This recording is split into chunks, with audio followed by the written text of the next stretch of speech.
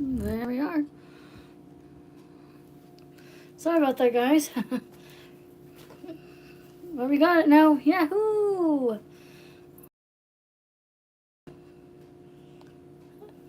Good Monday afternoon, everyone. And welcome to Haunted Montana episodes 20 and 21. Making a comeback now, guys. I'm excited.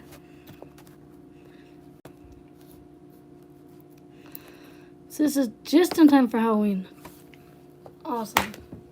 I can't wait.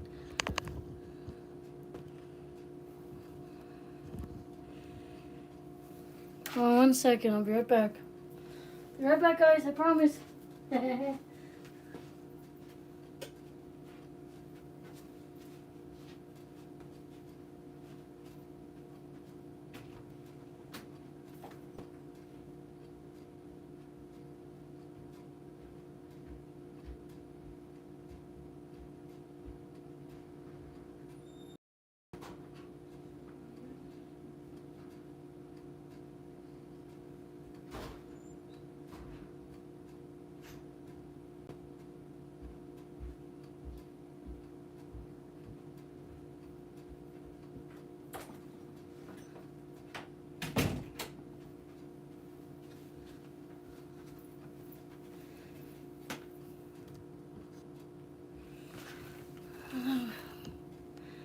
Hey, Dawn!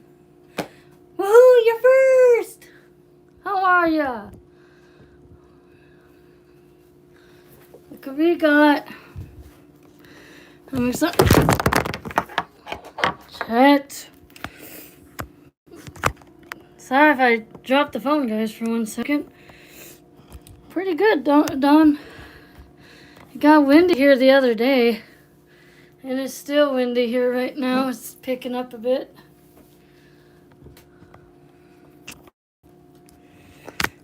Sorry about that, guys. There we go. Perfect. There we go. Didn't mean to drop the phone there for 1 second. Hey, Uncle Shark, how are you? Welcome in.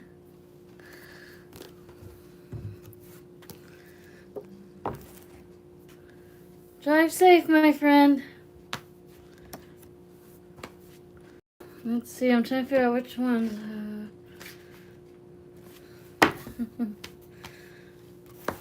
Are you guys ready for Halloween on Friday? You guys ready? I'm ready for it. I am.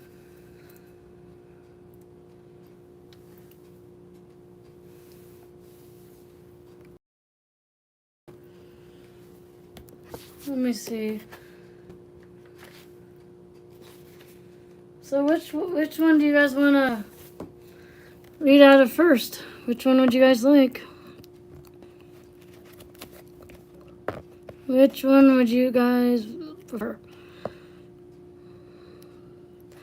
Because there's Haunted Montana. It's a ghost hunter's guide to haunted places you can visit. This is Ghost Stories of Montana. So which one would you guys like? The Ghost Hunter? So which one would you guys like? It's up to you guys. Try and pick one, too.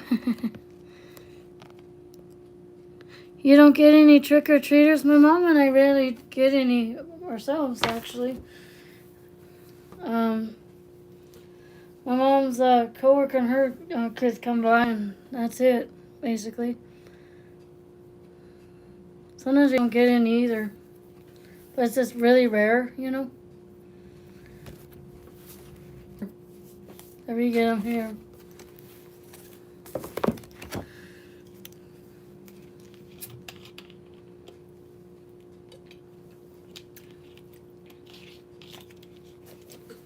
Oh, here, guys, look at this. Here is a Halloween kit. There are new housing developments all around there. Gotcha. Here's my Halloween cat. Looks like the one I used to have. Looks like her.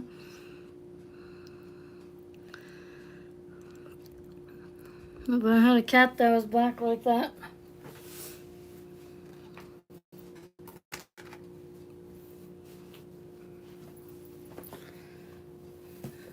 With street lights and sidewalks, yeah. We have street lights here too, and sidewalks here also. And I think there was a place I was at. It was like Albertsons, and they're putting like a new like sidewalk in or something like that. Hey, Amy, how are you? It's like, and they're like tearing the sidewalk apart, and they had to, they had to refix that or something like that.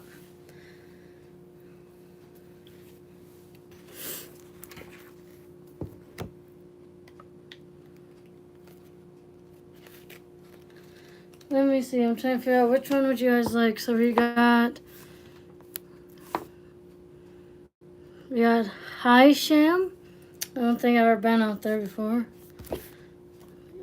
Kalispell. I think we read that already. Nevada City. Missoula. Let's see. There's Fort Peck. Gallatin Gateway.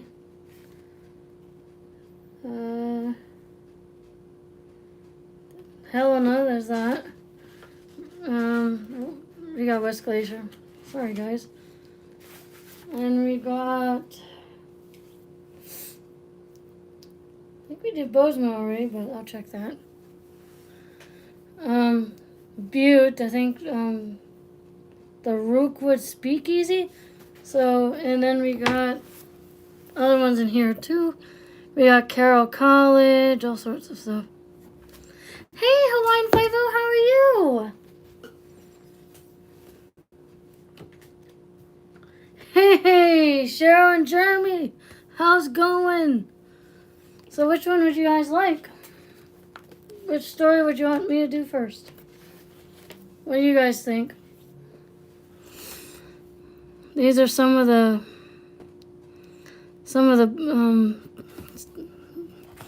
stories in this book here. Like, which one would you guys prefer? It's up to you guys. Which one would you guys want to try? Awesome. Let's see, which one would you guys prefer? You guys get to choose one. A couple.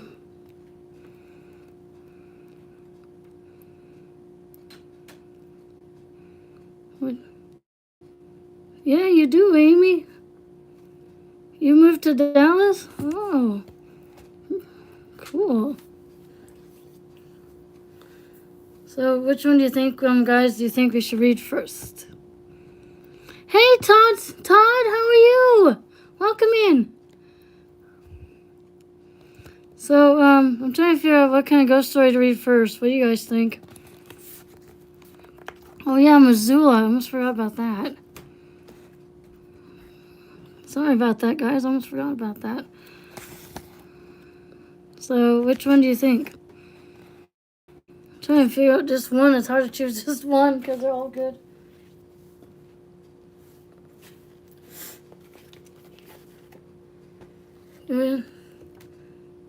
Really, they do that? Didn't know that. They get their checkups and shots on Thursday? The puppies? They are so cute. Do the puppies have names yet? I forgot what their names were. I'm sorry. Is that okay if I name a puppy? Hey, retirement.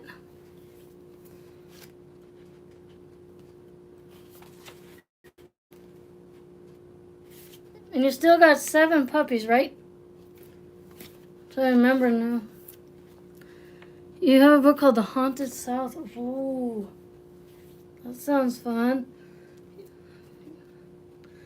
Let's see. I'm trying to choose this one, guys. I'm sorry. Let's see. Yep, 7. Okay, gotcha. Thanks. I was trying to remember because, like, everyone please connect with each other. Everybody here is awesome. 4 are adopted. So there was 11 total puppies then? Cute. Cute. Cute. Oh, let's see now.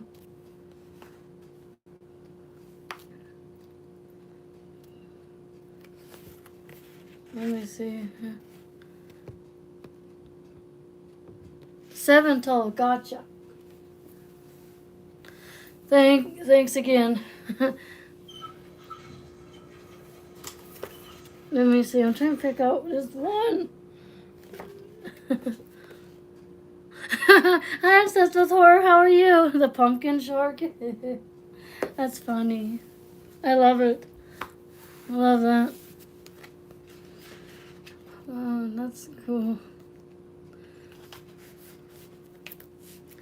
Do you guys want to hear about the 25th Infantry Bicycle Corps ghost, guys? What do you guys think of that, huh? Let's see. If I can find it. Sorry about that. Because there's so many ghost stories in there. So many ghost stories. I mean,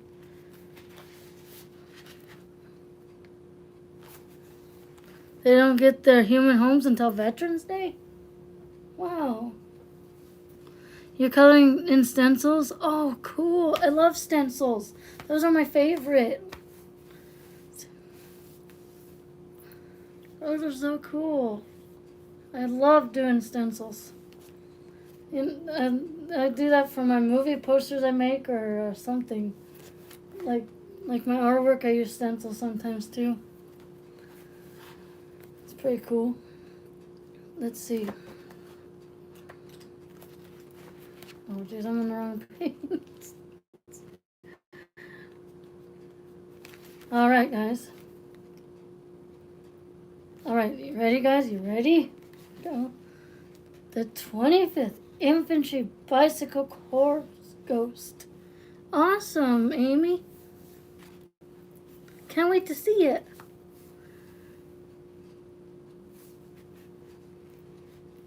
Okay, so the history. So this is at Fort Missoula. I guess I didn't know there was a Fort Missoula before when I was growing up. I guess I learned something new. So they say ghostly activity is low, but maybe it might be high now.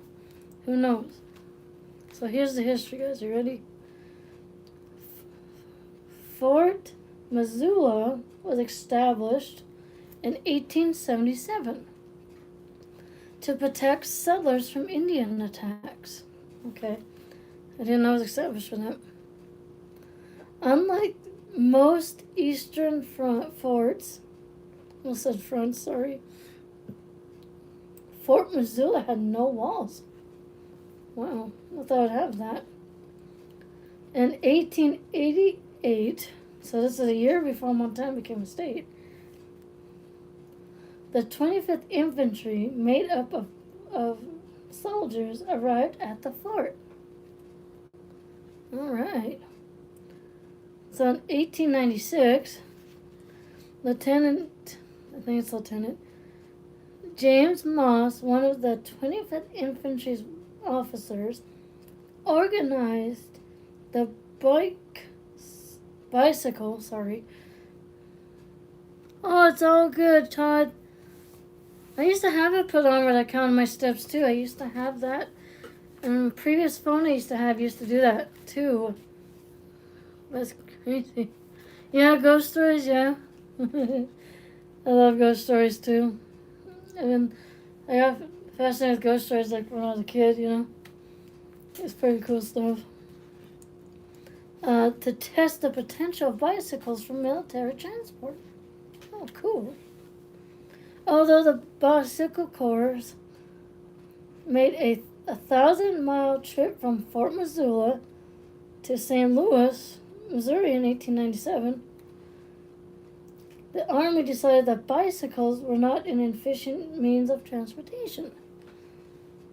The fort later was used to train mechanics during World War I and served as a headquarters for the Civilian Conservation Corps during the Depression of the 1930s. During World War II, the fort was used as a detention center. Over 12,000 were interned at the fort until they were released in 1944. Wow. Sleepy Hollow, yeah, I gotta read that too. Gotta find that. Were also held at the fort before being transferred to other internment camps, they call it. The fort was decommissioned in 1947, and many of the buildings demolished and removed from the site now. Wow. Oh, thanks for coming, Dawn. You have a beautiful day. Much love. Let's see. The Army and Navy now have training facilities at the site, and other government agencies lease some of the buildings. Oh, thank you for coming, Amy. You have a beautiful day too.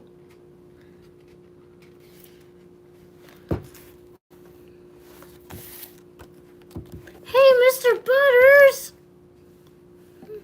Here. Here's a wrench for you so you can toss your channel up. There you go. Pretty good. How about you? Is that your new channel, right? I was just making sure because you never know. Never know something like that.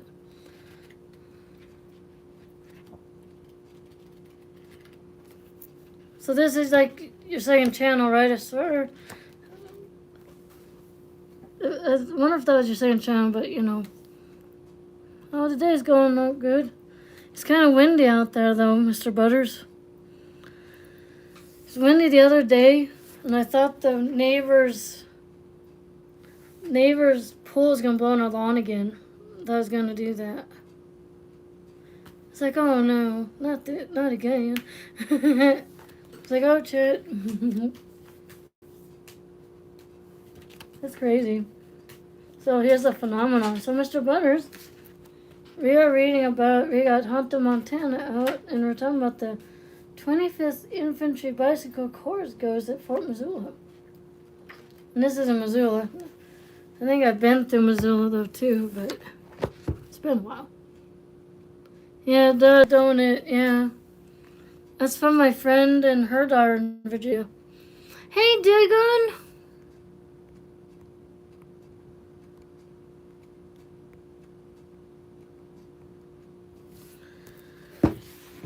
Oh, congratulations.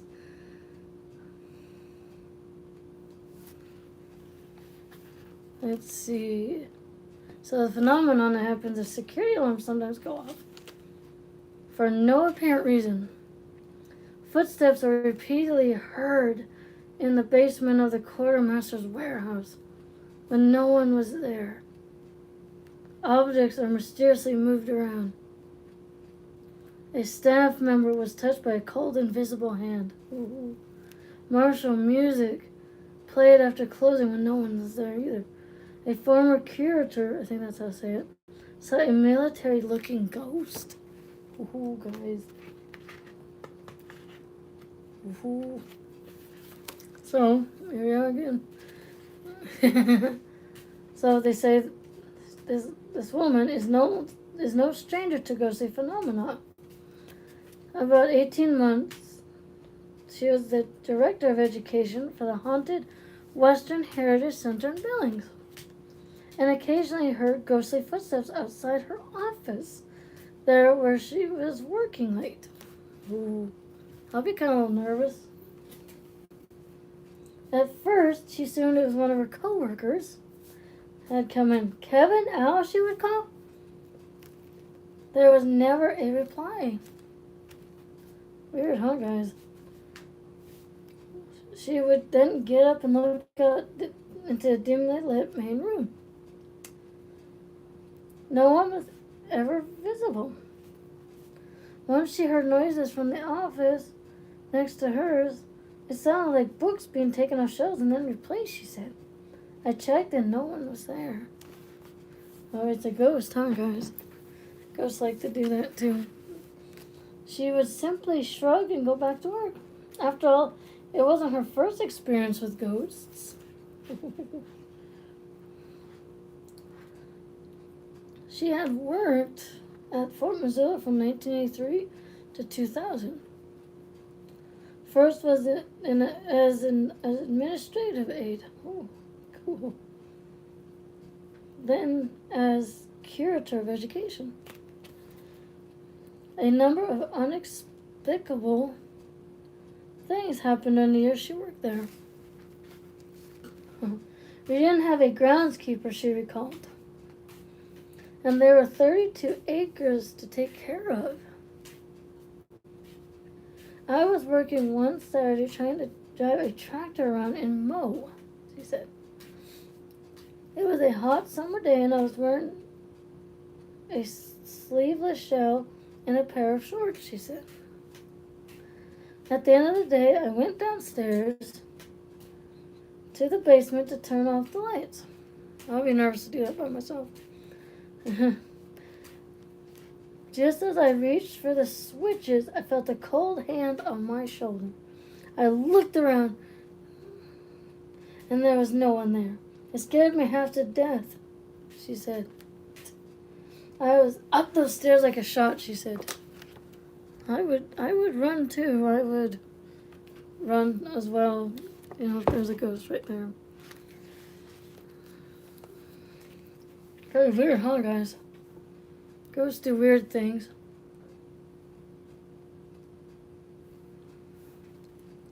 Whenever we changed exhibits, particularly if we were doing something about the history of the fort, things would disappear.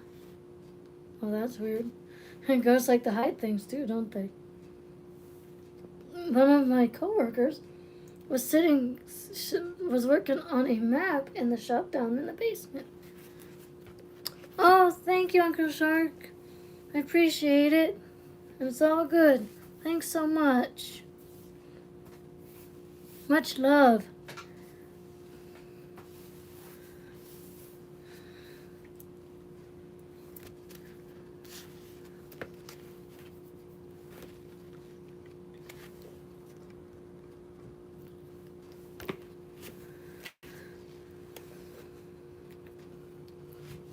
Let's see.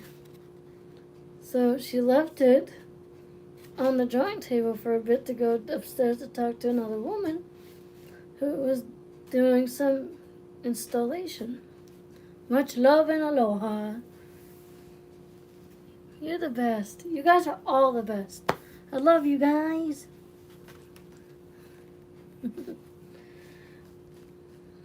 So then, let's see now. And then she went downstairs to put her stuff away for the day. And then the map was gone. Weird, huh, guys? Ghosts like to hide things. And then she came back upstairs and asked that she left the map upstairs. The other lady told her she hadn't.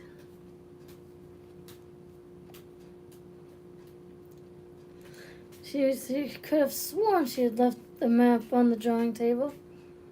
At least she gave up and decided to go home. She put on her coat, and when she got to the door, she looked down and there was the map, propped against the door. Crazy ghost. Sneaky ghost, huh? We found things like hammers up on the rafters, she said. Continued. My keys disappeared for 2 months. I looked everywhere and finally gave up and got new keys. The previous keys were found back in the textile room, a storage area for textiles, where I hadn't been for a long time. No one else had borrowed them. Wow. We used to hear doors opening and shutting a lot. Security wasn't what it is today, and there was never anyone there when we looked. Even after locks were changed and a doorbell put on, we still heard doors. That is just weird. Ghosts like to do that, don't they, guys? And then I had an experiment with a gentleman. When we had an exhibit at the history of Fort Missoula, it was after 5 o'clock and I was there alone. I was getting ready to close. The director had gone through the building already and told me that everyone had gone, and then he left. As I was getting ready to turn off the lights, I heard this voice say, "Oh, are you closing, Matt?" I turned around and saw him. He was dressed in one of those collarless shirts. He was well dressed and clean, but I didn't know. And he said, "Oh, I'm sorry. Did I frighten you?" I'll be frightened, guys, but I said, "Well, I didn't think anybody was here. Where were you?" He replied, "I was back there looking at your pictures of the soldiers." What do you know about the 25th Infantry? I think it's like for military. You never know, though. It's for like, I think it's for like cavalry, I think. I'm not sure. But anyway, she said, "Oh, isn't that a neat story?" I said, she said, and then they started talking about it. We chatted for a little while. At least he said, "Oh, I should probably let you go. I'm going to leave now. Thank you very much. I really appreciate you telling the story of this infantry group because they don't often get a lot of the credit they deserve." Wow. "Oh, you're welcome," I replied. She said, this woman replied, Then he went out and I locked the door behind him. I went up to my office to get my purse, and from there I could hear a flute playing below. Like a military song. Wow. Right outside the window, I went to the window and looked down and didn't see anything. And I thought, that guy, oh, that's so cool. That is so cool. I was going to go out and compliment him. I went right back out. Again, I could still hear the music playing when I went out the door. Around the corner, no one was there. There was no car. I walked all the way around the building. It's out in 32 acres of flat land, and there's no place he could have gotten to in that short time. Maybe she was talking to a ghost, guys. You never know. He didn't seem like somebody from this day and age. He was polite. His dress was fashioned, but new looking. Not scruffy like something you would pick up at a second-hand store. The 25th Infantry Band was stationed at Fort Missoula from 1888 to 1898. And the 25th Infantry Bicycle Corps had a musician too, because they did all those bicycle drills.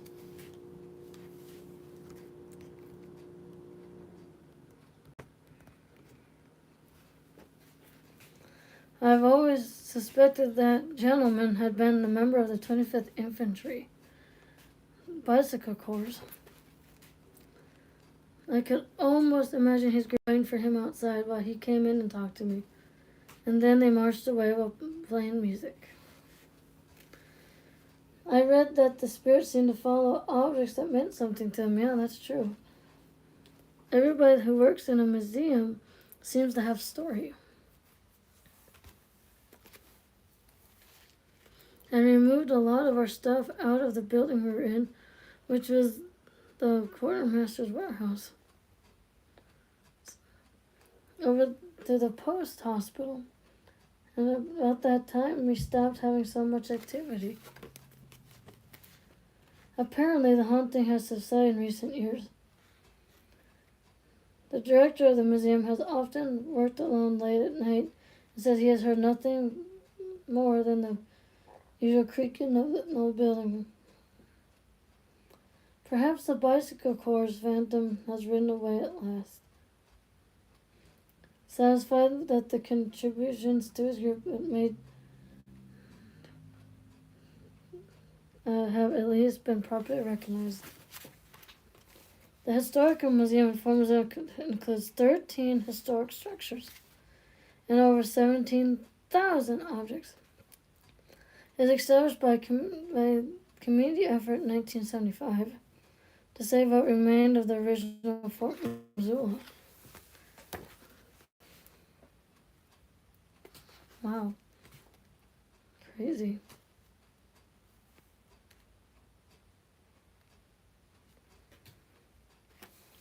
Wow, guys, that was pretty cool.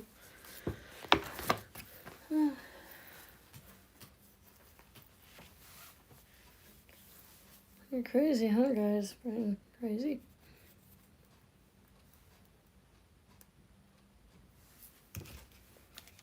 Oh, wow, it decreased in activity.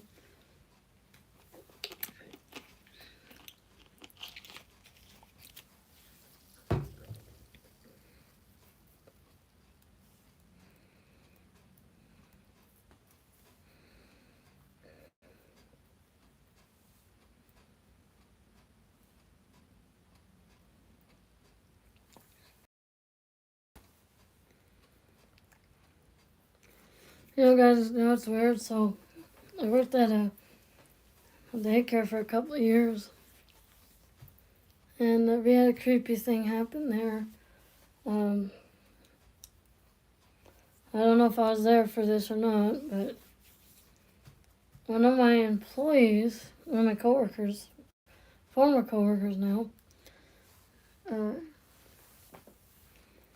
know, we had walkie-talkies, you know, so we can do stuff. Like, hey, Mr. Bones, how are ya? What? So, my former coworker, you know, they have the walkie-talkies upstairs too, so we can communicate to them through the walkie-talkies, like all sorts of stuff, like how many kids are in the classroom and stuff. And the walkie-talkies started acting weird in the office. And one of the voice, it was like a child's voice, and it was really creepy. And it says, "I'm gonna get you." And it was really creepy as heck, man. It was creepy. So maybe there was a ghost of a kid, I don't know. But it was pretty weird stuff. I was like, holy crap. And Mr. Bones, Hunter, Montana came back. We were just reading about Fort Missoula. I should research that. I should.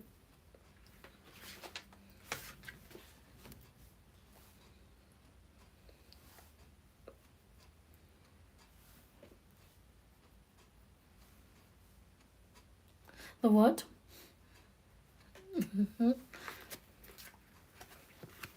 This came back today. Pretty cool, huh? Which one do you guys want to read next? Let me see.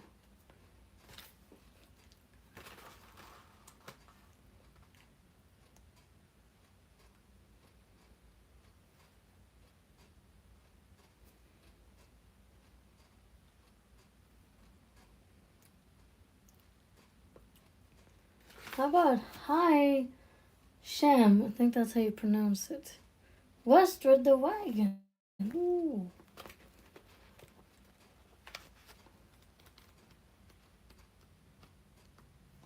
You guys want to hear that one? Wonder what that one's all about. Westward the wagon. This is near Hysham. I don't think I've ever been up there though. Hey, Barry, how's it going? Happy Monday to you. We got home Montana, my friend. They made a comeback. It's just in time for Halloween. What do you guys think, huh? I'm excited for Halloween. It's in 4 days. What did? Did I go where, Mr. Bones? Sorry. I'm not sure if I've been to Hysham. I never knew we had a town called that. Maybe I might. Maybe I will someday. Where did I come from? I'm in Great Falls, and this is Montana where I'm at. It's so good. I'm trying to remember where everybody's from. I'm like, where are they from again? Because I was trying to remember, because I'm just like, what? Where did you come from? Like Joe Tiff? That's funny. I love it. That was funny. That's funny. So funny. You guys are funny.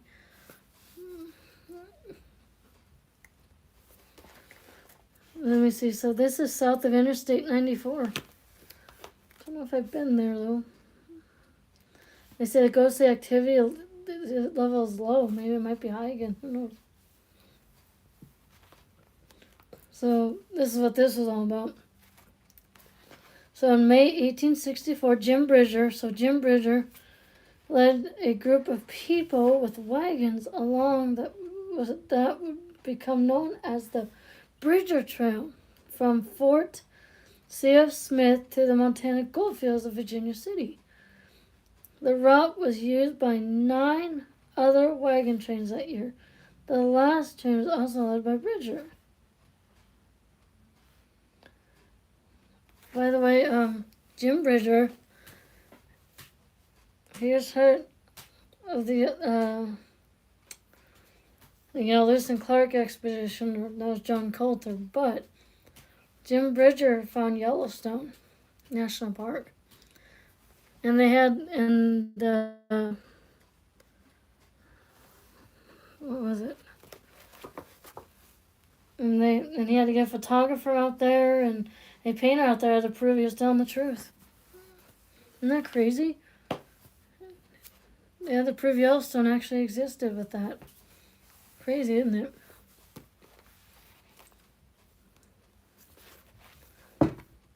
And Yellowstone's beautiful.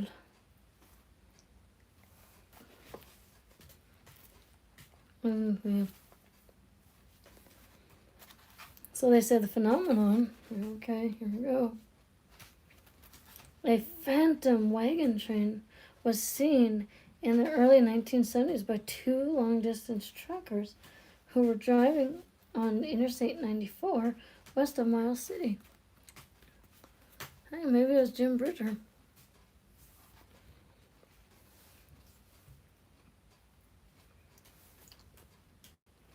The story of the ghostly wagon train was related to me in the 1970s by my longtime friend and mentor.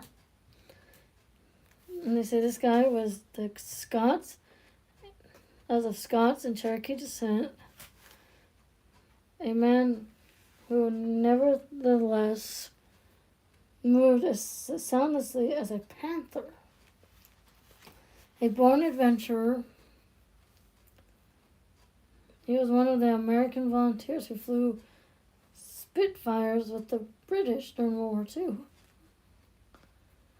He was an avid outdoorsman and amateur archaeologist and a ghost hunter long before it became fashionable. Wow.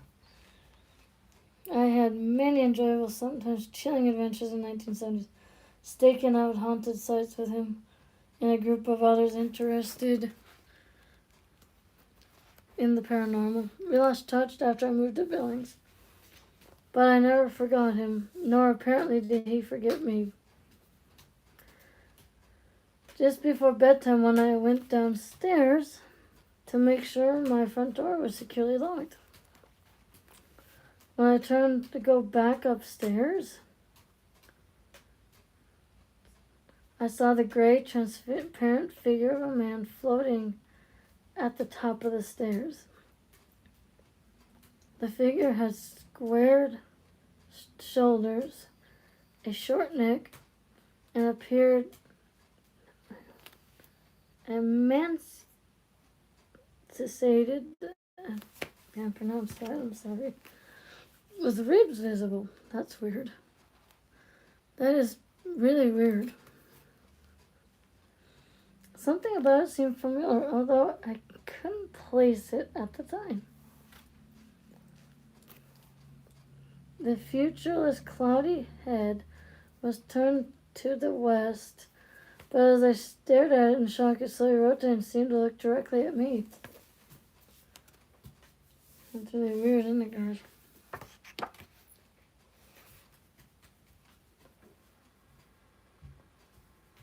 A moment later, the figure glided along my stairs hallway toward the east. As soon as I could force myself to move, I bounded up the stairs and looked down that hallway.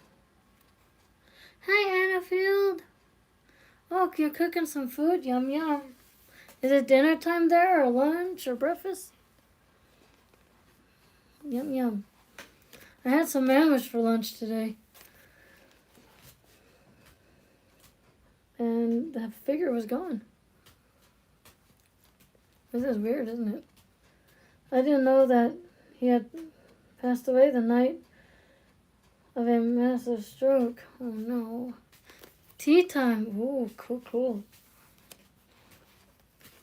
He had been ill for a long time and lost a bit of weight prior to it. Oh. He had squared shoulders and a short, thick neck. I always believed that spirit looked in on me that night. Might have been him. The story that follows is exactly as he told it to me, only the names of the drivers who have been altered for the sake of privacy. So I get that. So this guy, he was relaxed, his hands resting lightly on the wheel. The big diesel was purring along, the trailer steady behind him. He glanced at the tachometer, I don't know what that is.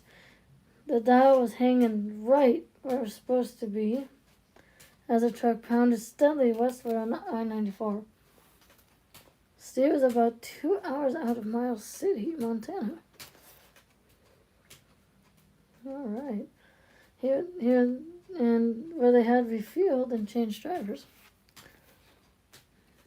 And then this guy, he's a relief driver, was resting quietly in the sleeper in the back of the cab. And probably wouldn't awake until they stopped in Billings for breakfast.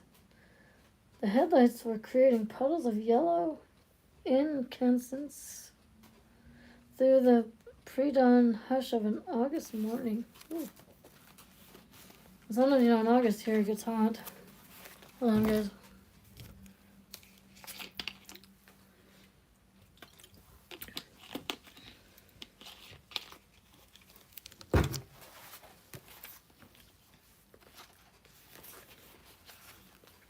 So they say, glancing out the cab window, he could see the rearview mirror, the shimmering side of the trailer, and the empty highway unwinding behind him, stretching to the horizon where the eastern sky was just beginning to lighten. Wow, they were driving all night.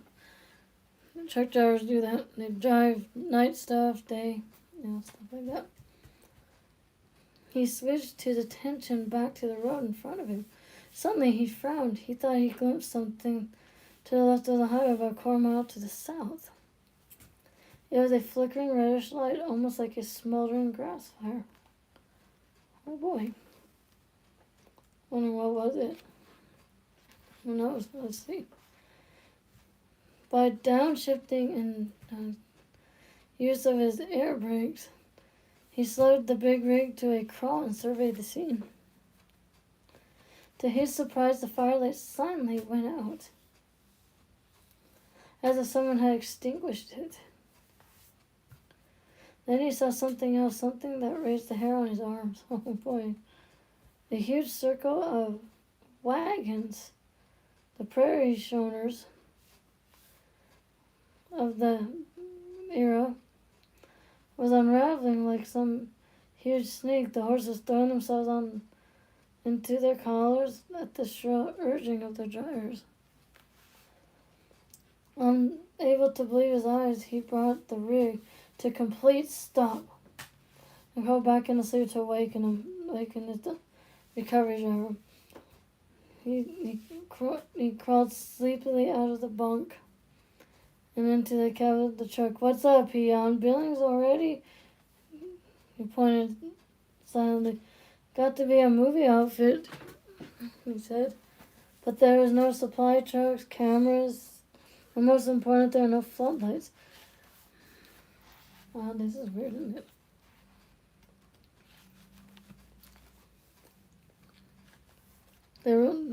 The cars they could see better. The wagon tree gradually straightened out and headed westward as they watched. Both of them wide awake now. The scouts in the lead and outriders flanking the train on both sides. One of the outriders, a burly man with long hair and a full beard, rode within 100 yards of the highway where their big truck signs diesel engine rumbling and red and yellow clearance lights outlining the trailer. The rider was carrying a Civil War vintage lever-action carbine across his saddle bow. When he looked through the trailers, it wasn't there, as though he saw nothing but empty prairie.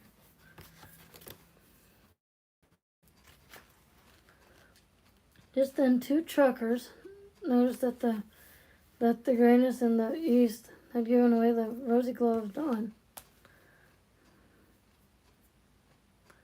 As daylight increased, the wagons began to shimmer into visibility. Less than 2 minutes, they could see nothing on the prairie but scrub grass and sunlight. He put the rig into gear and they started rolling again, and each man busy with his own thoughts. There was a sort of agreement between them that neither would mention their desires in my experience to other truckers, for they knew they could be ridiculed all the way to the west coast. That's the story got out.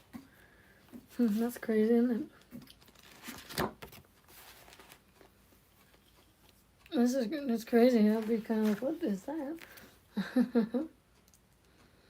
Long afterward, he said, "The only reason the drivers broke their silence is that knew me and trusted me not to make a laughing stock of either driver." Both also wanted some answers. Neither was a very religious man, and both were intelligent enough to have a burning curiosity about the phenomenon. Ooh. I'm afraid I was able to help them very little. I had to point out the possibilities. They may have been hallucinating. It's a superstition. Did I say that right? That they both denied the particular stretch of I-94 paralleled a wagon trail, and that for a short time the truckers had stepped into the past. Wow, this is pretty weird, guys, isn't it?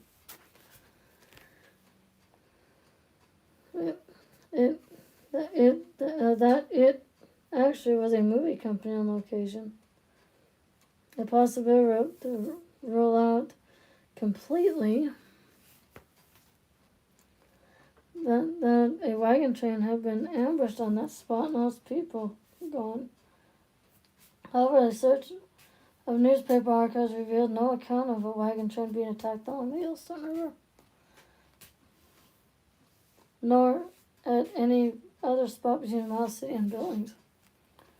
I am convinced the two men saw what they so vividly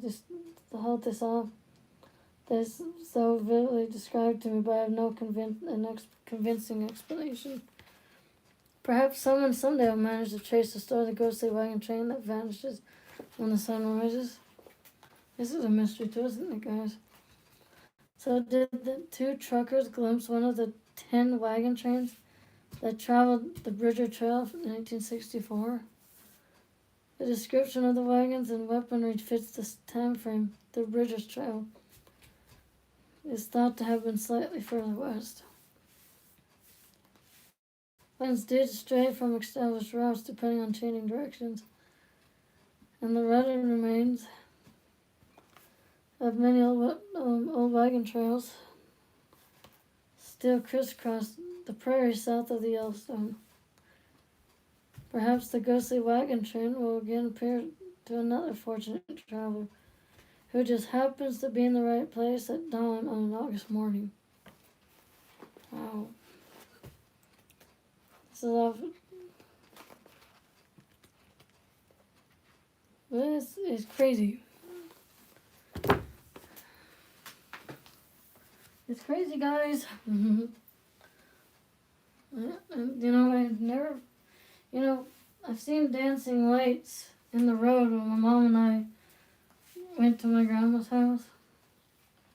We were heading back from there, and they're like orbs dancing around. They're like orbs. It's pretty weird. Oh, it happens at night most of the time. It happens.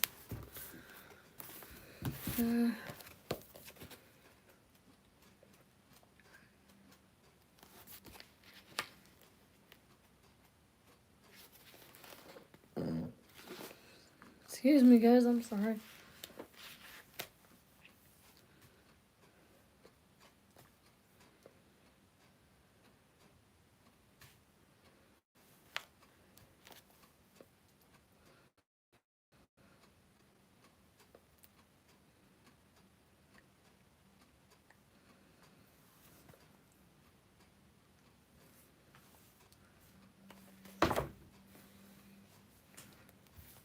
Whoops.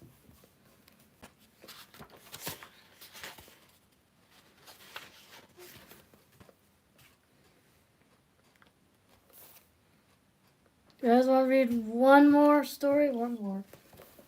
We haven't done this one yet. Of mines and fires. Well, we did that already. The rural mining fire in the Quartz Street station. Huh.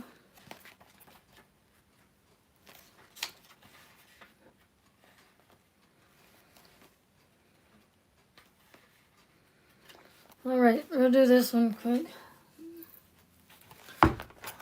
Alrighty. I wonder what this one is at. I'm trying to think where this is. I think this is in Butte too, I think. I'm not sure. Anyway, here we go. So this is called the Royal Milling Fire in the Quartz Street Station. The call went out on January 15th, 1895. Wow. There was a fire in a warehouse in South Butte belonging to the Royal Milling Company. A group of professional firemen and volunteers was hastily organized and sent out. There was nothing unusual about this, for Butte was already an industrial town, and there had been fires before, but no one could have foreseen the events that followed. The firefighting crew descended on the scene, not knowing that large unregistered stores of blasting powder were boxed up in the nearby Butte Harbor Company and the Kenyon Connell Commercial Company warehouses. Fire Chief Agnes Cameron had an entire unit deployed when the first flames reached the blasting powder. The ensuing explosion was felt all across Butte. For miles around, people could see the metal roof of the Kenyon Connell building go spinning 100 feet into the sky. This fire was powerful. Witnesses immediately came running to help, but those who arrived too soon fell victim to two more explosions that followed minutes after the first one. Pipes and iron bars stored in the warehouse became deadly shards of shrapnel. Metal barrels torn open and sent flying with their highly flammable contents. Running out of control, the screams of maimed and casualties echoed throughout the streets of Butte. Ooh. I have to Google this too, guys. Not do that.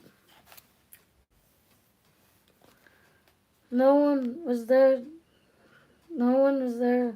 could ever forgotten the smoldering after the smoke had settled.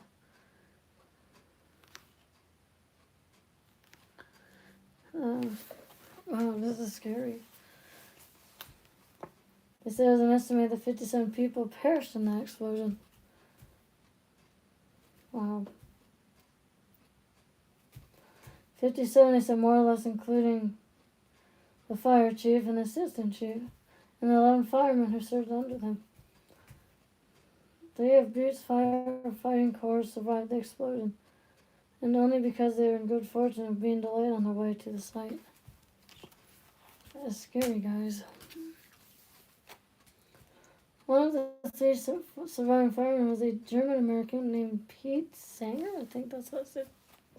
Blessed as everyone told him he was, Sanger had difficulties accepting his good fortune, haunted by the fate of his co-workers, and unable to find the meaning in his survival.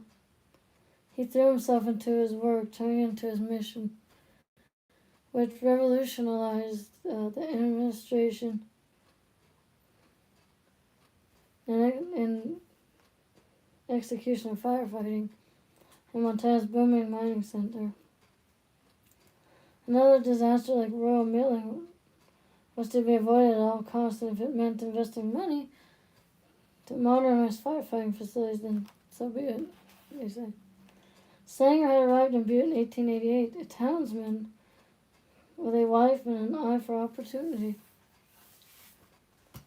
He opened up a barber shop and took up a volunteer position with Butte's firefighters. In the wake of the 1895 explosion, he joined on as a full-time member in the suddenly depleted force. And in 4 years' time, he was appointed chief of the government department. His tenure brought much change. First thing he did was hire more firemen, swelling the force ranks to unprecedented numbers.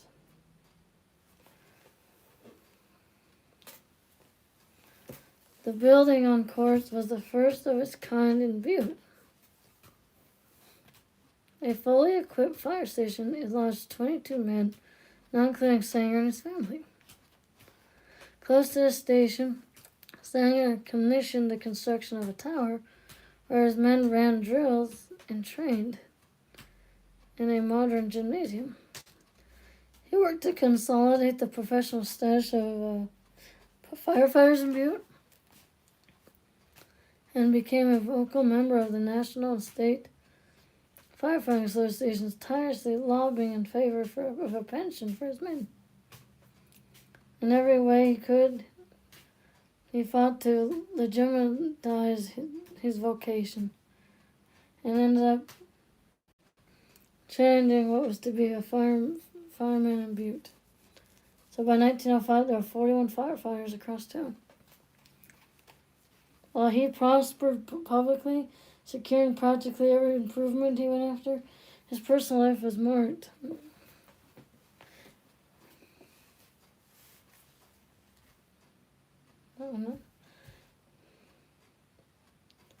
Mrs. Sanger had long been like a mother to the firefighters, as they went about their dangerous work. Oh.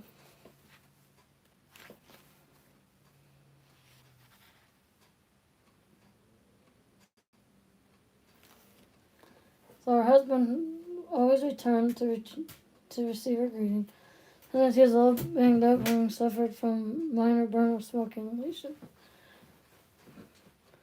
But it was never anything he could walk it off.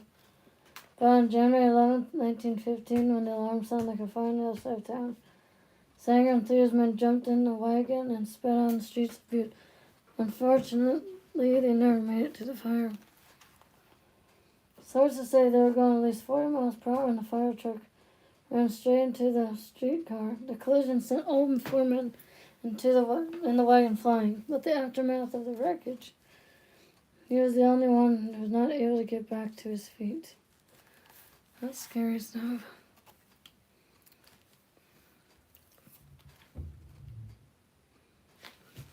So they said, incredibly, Butte's fire chief held on for weeks, long enough for Louisa to secure the services of a surgeon in San Jose. Louisa remained stubbornly hopeful, but Sanger himself was more, I don't know if I've heard this word, about his recovery and made a point to bid farewell to his wife and accompanying friends as the train rumbled towards San Jose. Just before Surgery, Sanger reportedly told his friend San Jose Fire Chief Edward Haley, "Do what you can for my wife. I'm in bad shape, and I feel that I'll have to go over the hurdles." The two parted with a handshake. Louisa made a trip back to Butte with her husband's body, overseeing his burial where he was interred. "Hey, Emotion, how are you today? Welcome. Here's a wrench for you, so you can toss up your link if you want. There you go. We're reading some Haunted Montana today, Emotion."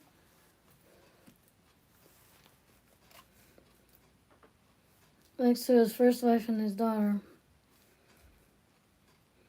There was little comfort for her there after that, and she did not stay on in Butte for very long, moving to Los Angeles as soon as she was able to. Little is known about her life after that, although if some of the tales about the Quartz street station are true, there may be reason to believe that in the end, some part of her decided to make Butte her final resting place. I'm doing well too. I'm doing some like Haunted Montana today. I'm glad I came back, you know. It's pretty fun. Let's see, regional history buffs will be grateful that the Quartz street station's past was not lost with the transformation. The historic structure still bears the mark of Peter Sanger's constant drive for innovation.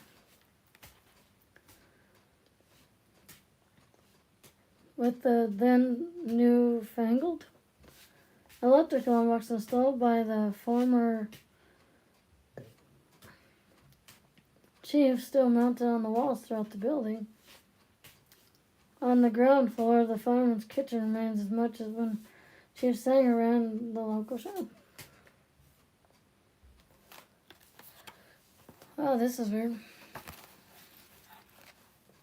It is likely that this lower and frequently visited section of the building would be forgotten altogether, if not for the strange occurrences frequently reported from within.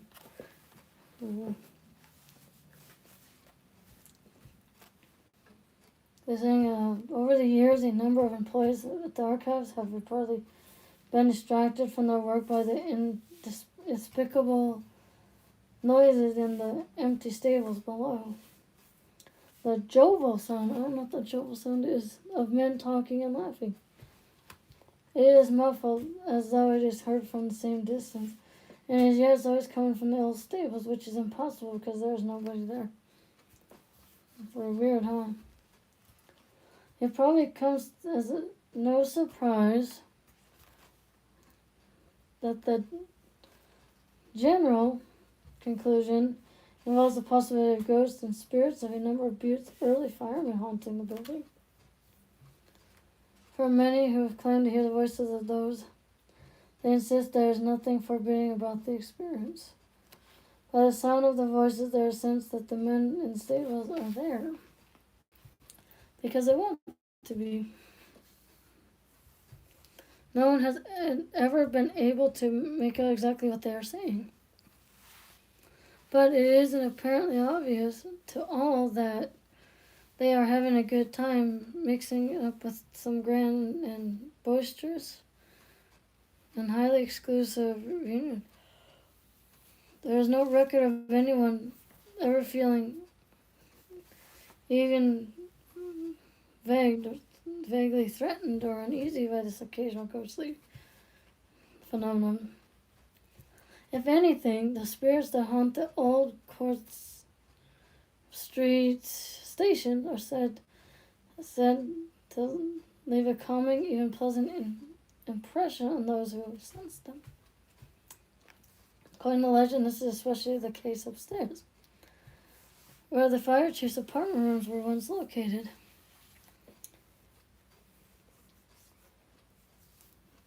this author, it's called Spirit Tailings. Spirits, the Ghost Tales from Virginia City, Butte, and Helena. One of the works of this, one of the seminal works of the paranormal in Montana. She describes the sense of welcome that is difficult to define. Others might not hesitate in trying to describe it. The warm feeling of goodwill can be nothing other than the resident energy of the Sanger family. Well, this may have been very well the case. One cannot help but wonder which Sanger family is enjoying such a blissful time at the Quartz Street station. For we must not forget that Sanger had been married twice, and both of his wives, if there is any truth to those accounts, were equally devoted to the station's first fire chief. Are the spirits of both Mrs. Sangers content to reside with one another, or has only one of the fire chief's wives remained behind? Not sure, guys. While there is no small measure of absurdity in such speculation, the prevailing theory has the presence of Louisa Sanger, the surest because, in all accounts of going on at the Quartz Street station,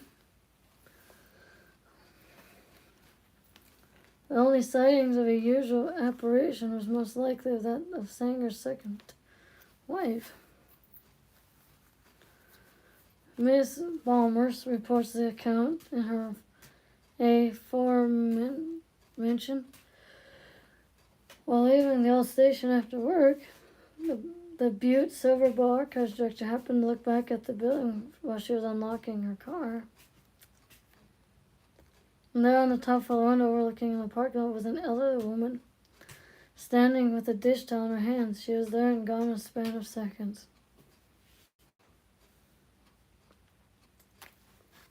The director had blinked once and the woman was no longer there. Assuming she had imagined the vision, she got in her car and went home, thinking nothing more of the experience until she stumbled on an old paragraph of Louisa Sanger. And she recognized her immediately as it was staying on the top floor. She had even been standing at the exact same window. Like so many other haunted sites, the reported phenomenon at the old fire station did little to clarify what was happening there and why. Could Peter Sanger, who loved his work so much while he was still alive, still be present in one form or another in the Quartz Street station? Is he upstairs contributing to the sense of calm and well-being reported there? Or maybe he is leading the kerosene reported in the basement, and Louisa is a spirit haunting the second floor. But then, the spirit could also be Margaret. It is impossible to say, but whatever is going on, it seems to be a positive thing. Indeed, the supposed supernatural situation at the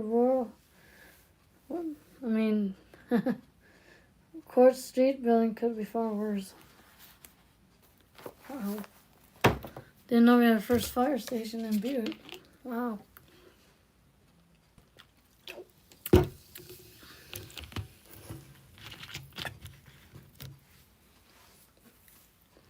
Alrighty, guys. I'm gonna have to head out. But I appreciate y'all for stopping by.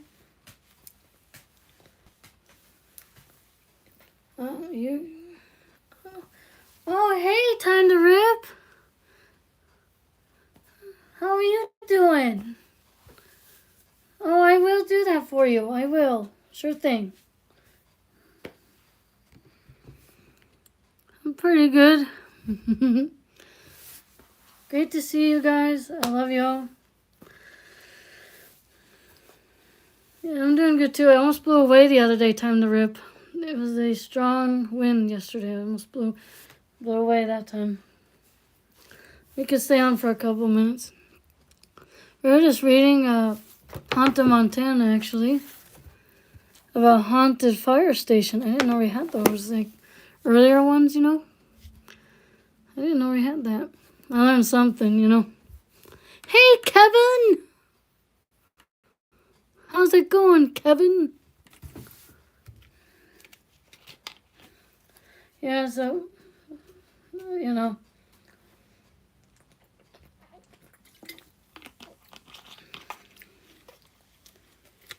But I mean, I didn't know we had a station like that. Thank you so much. But anyway, I was thinking, you know, I might have to get more ghost story books, though. I might have to get more. See? There they are. We talked about, so, you know, it's really weird. I never know we had a previous fire station, like one of our first stations, you know, that was in Butte and stuff like that. So I get the point, get the idea. I didn't know about this. I forgot about it. I might have to research that. I might have to do that.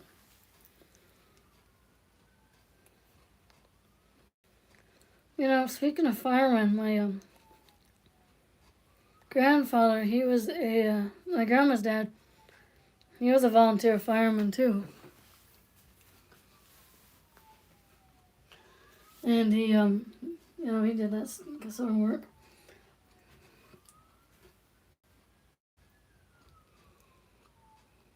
It's weird, you know. Guess I have to research some, you know, these things, you know. Alright, guys, I got to head out, but now I need to head out soon. But I appreciate y'all for stopping by as always. You guys are the best out there. I appreciate you guys. Much love to you all for coming by. You guys have a beautiful night or day wherever you're at, and I'll see you guys on the next one. You guys also have a wonderful and safe Halloween. I'll be doing some Halloween content pretty soon. So you guys, I'll see you guys on the next one. I love you guys. Bye. Ohana forever, guys. Much love. You guys are the best. See you guys later. Yeah.